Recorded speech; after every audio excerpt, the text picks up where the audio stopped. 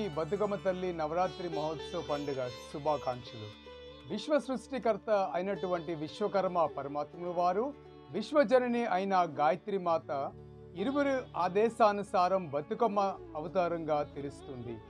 ఓరుగలకు చెందిన వంగాల రామయ్యాచార్యులు అనే విశ్వ బ్రాహ్మణుడికి నిజాం సర్కార్ టంకసాలలో నాణాలు ముద్రించే కాంట్రాక్టర్ అప్పగించారట.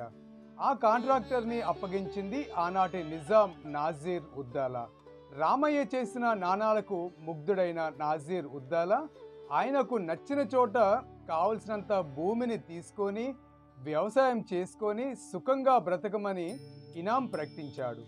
తనకు అనువైన నచ్చిన భూమి కోసం వెతుకుతున్న క్రమంలో రామయ్యకు ఓరుగలు సమీపంలో ఉంకుపాక శివారు నచ్చింది. ఆ ఊరి పాలకులు టక్కంపల్లి వంశీకులు. వారి అనుమతితో కొంకుపాక శివార్లోని ఓ గ్రామాన్ని ఏర్పాటు చేసుకొని రామయ్య సంకల్పించినాడు.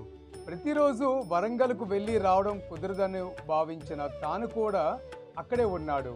రామయ్య తనతో పాటు తన కుటుంబీకులు, బంధువులను, గ్రామానికి అవసరమైన ఇతర వర్గాలు వారిని రప్పించాడు.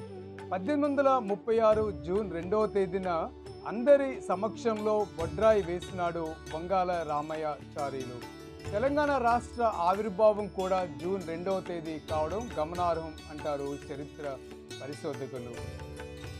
అయితే ఆ ప్రాంతమంతా సౌటు మట్టి ఎక్కువగా ఉన్న కారణంగా చౌటిపల్లిగా నామకరణం చేశారు రామయ్య. ఇప్పటికీ ఆ పేరుతోనే ఆ ఊరి కొనసాగుతుండడం విశేషం. అయితే రుద్రమదేవి హయంలోనే అక్కడ కల్రా ప్రబలిందని తెలుసుకొని ఈసారి అలా జరగకుండా చూడాలని రామయ్య మనసులోని నిర్ణయించుకున్నాడు. ప్రజలందరూ సుఖంగా ఉన్నారు అని భావిస్తున్న తరుణంలో మళ్ళీ కలరా మొదలైంది. ప్రజలందరూ రామయ్య చెబితే వచ్చినవారు కాబట్టి ఆయన ఇంటికి చేరుకొని బోరిమను విలిపించుకున్నారు. దీంతో ఎటు పాలుపోని రామయ్యకు ఏం చెయ్యాలో తెలియక తనకు ఇష్టమైన దైవాలుగా గాయత్రి విశ్వకర్మలను ప్రార్థించినాడు. అప్పుడు గాయత్రి అమ్మవారు కలలో కనిపించి, బిడ్డ రామయ్య, నీ తపన ఆరాటాన్ని మెచ్చినాను. నీ గ్రామానికి అంటురోగాల బారి నుండి కాపాడుతాను. నీ ప్రజలకు ఆయువు ఆరోగ్యం ప్రసాదిస్తాను. అందుకు నీ కుటుంబాన్ని మాత్రం త్యాగం చేయాల్సి వస్తుంది. నీ వంశం కొనసాగుతుంది. నీ పిల్లలను మాత్రం వదులుకోవాల్సి వస్తుంది అని ఎలా అనేది సమయం వచ్చినప్పుడు నీకు అర్థమవుతుంది.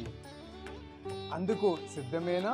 ఒకవేళ అందుకు నీవు సిద్ధమైతే నీకొక పూజా విధానాన్ని చెప్తాను.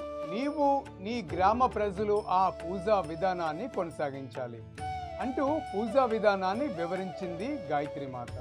సంతానం లేని రామయ్యకు పిల్లలు కలగటం, వారు చనిపోయినా కూడా తన వంశం నిలిచి ఉండటం అనే తాత్విక విషయాలు రామయ్యకు అర్థం కాలేదు.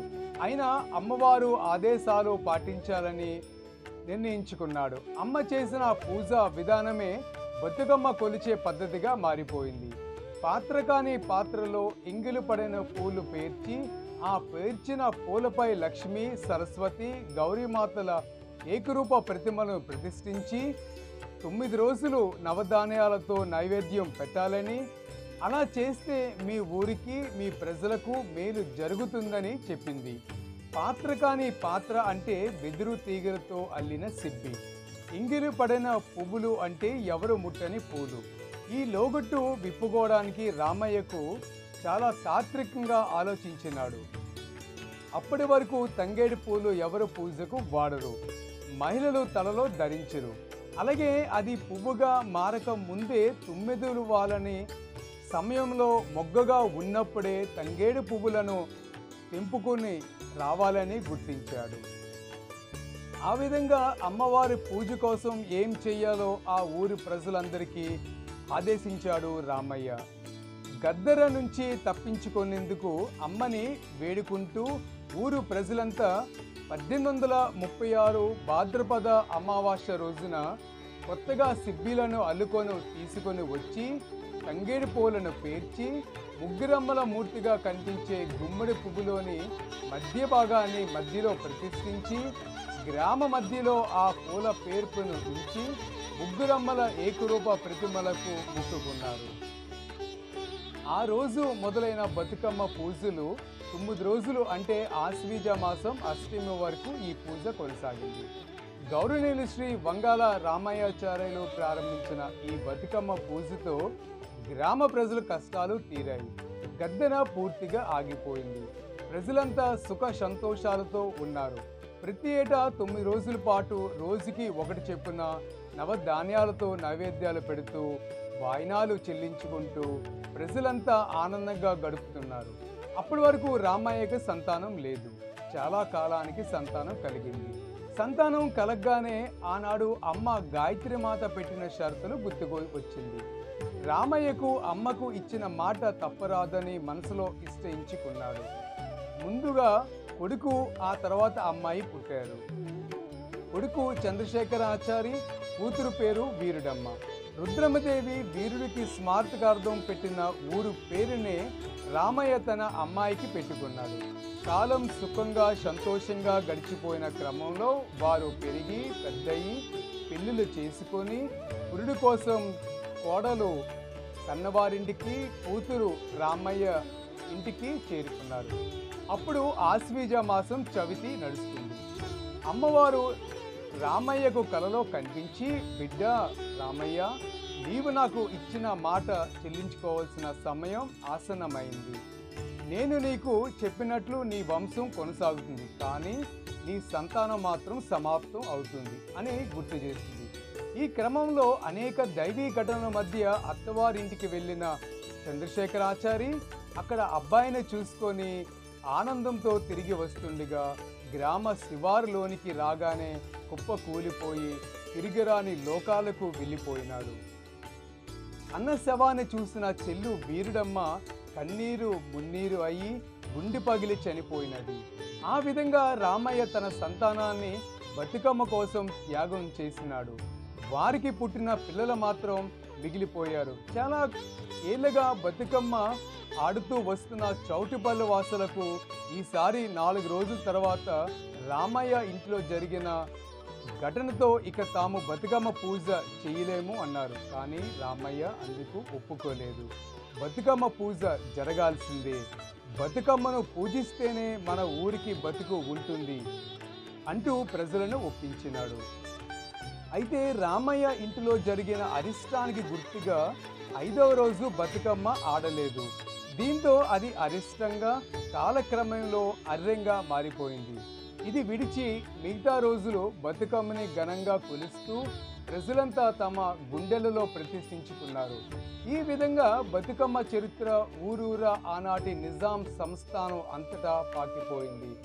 తాను ఇనాంగా ఇచ్చిన భూమితో రామయ్య ఒక్కడే కాక ఒక ఊరిని స్థాపించుకొని ఆ ఊరి కోసం తన సంతానాన్ని కోల్పోయాడు అని తెలుసుకొని ఆనాటి నిజాం ఎంతగానో బాధపడినాడు. రామయ్య పట్టుదలకు ఆనందం కూడా వ్యక్తం చేసినాడు. ఆశ్వీజ మాసంలో దేవి నవరాత్రులు జరుపుకుంటాం. అదే సమయంలో బతుకమ్మ వేడుకలు తెలంగాణకే తలమానికం.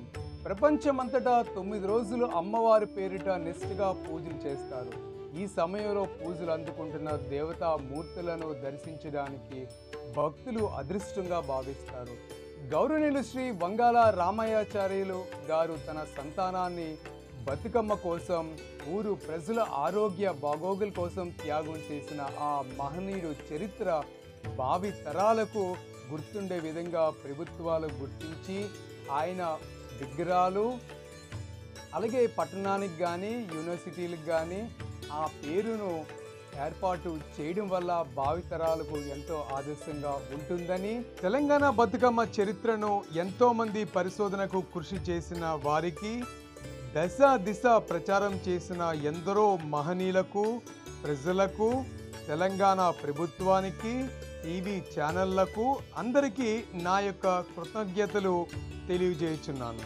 అందరికీ ఆయువు, ఆరోగ్యం, ఐశ్వర్యం, ఆ బతుకమ్మ తల్లి ఆశీర్వాదం అందరికీ ఉండాలని మీ లక్కోజు శివరామ, ప్రముఖ వాస్తు జ్యోతిష్య పండితులు, విశాఖపట్నం.